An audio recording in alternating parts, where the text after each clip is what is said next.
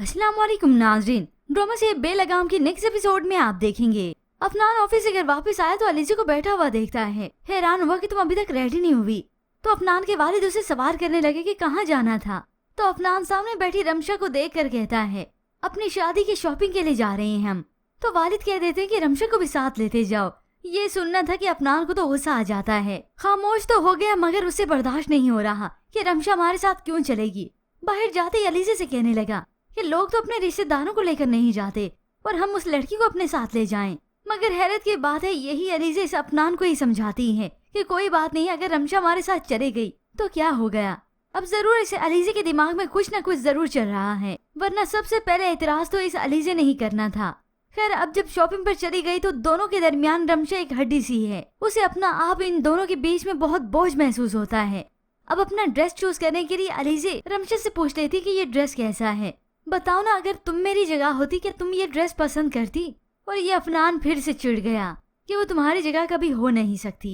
रमशा को तो और ज्यादा दुख होता है। अब उसकी मजबूरी है, मामू के कहने पर वो चली गई, वरना वो इनके साथ नहीं जाना चाहती थी। अब ये तो कासिम साहब इस रमशा की नीयत को अच्छे से जानते हैं कि किस तरह से एक अच्छी लड़की है और हकीकत में वो एक ऐसी बहू चाहते थे, ना कि अलीज़ा जैसी। अब यूं ही कुछ दिन बीतने के बाद फहद यहाँ पाकिस्तान आता है तो अफनान के घर आ जाता है। तो सामने बैठे इसकी नजर अचानक से रमशा पर पड़ती है। इसे यहाँ पर देखकर तो वो हैरान रह जाता है। तो अफनान की फौरन से इसकी तरफ तवज्जो हुई कि ये ना हो कि फहद सारी हकीकत इसे बोल दे, कि ये ना हो फहद सारी हकीकत अलीज़ा को बता दे। उसी वक्त उसे रोक तो लेता है मगर फहद जाकर बाहर इस रमशा को ही टीज करता है कि अफनान की शादी हो रही है जिसके बाद वो तुम्हें लिफ्ट नहीं करवाएगा।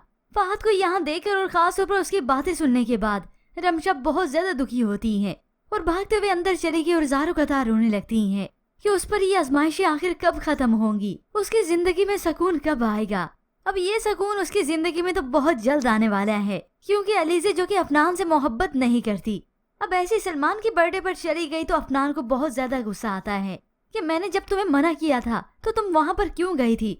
अफनान ने कुछ कम ही गुस्सा दिखाया था, ये अलीज़ा तो और भी गुस्सा करने लगी कि शादी के बाद ही तुमने ऐसे करना है। अफनान ने हामी भरी कि हाँ ऐसा करूंगा, कर लो जो करती हो।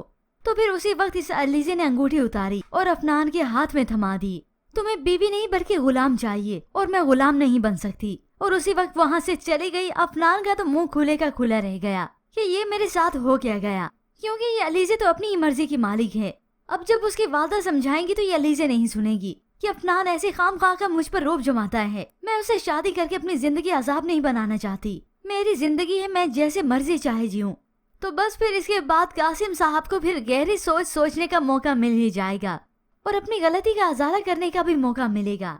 अलीज़ा जिसकी अफनान नाराजगी खत्म करने की पूरी कोशिश करता है मगर वो गुस्से से अफनान से अपना हाथ छुड़ा लेती है। वालदा ने भी समझाने की कोशिश की और उसके मामू भी, मगर अब अलीज़ा किसी की नहीं सुनती और फिर कासिम साहब बिलाखिर रमशा की शादी अफनान से करने का फैसला करेंगे और ये अलीज़ा खाली हाथ रह जाएगी बल्कि रोती रह जाएगी।